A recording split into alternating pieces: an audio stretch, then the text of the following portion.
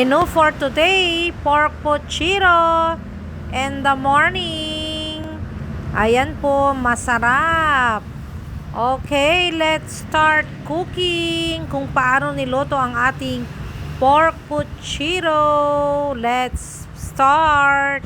Eto first, ginawa ko, nilaga ko muna yung ating pork para lumambot na.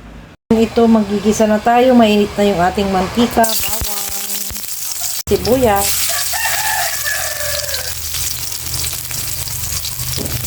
Yan, then kamatis.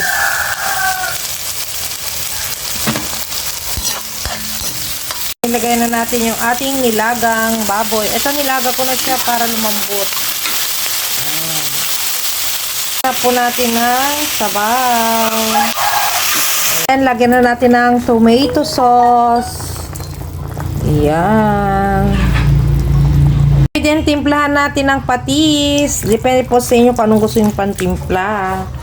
Then, syempre, konting magic sarap.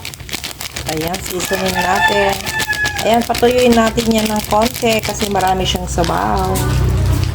Ayan, okay. Then, lagay na natin yung ating mga gulay. Ayan. Patatas.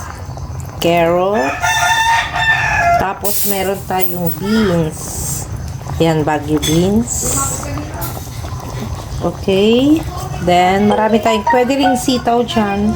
Depende na sa inyo kung anong available na gulay ninyo. Kahit anong gulay ang ilagay ninyo dyan, pwede. Ayan. Okay. Lagyan ko ng konting paminta. Eto. Lagay na natin yung ating cabbage. Ayan yung ating mga gulay. Eto, pechay. Eto na yung ating pork pochiro. Ayan guys, luto na po siya.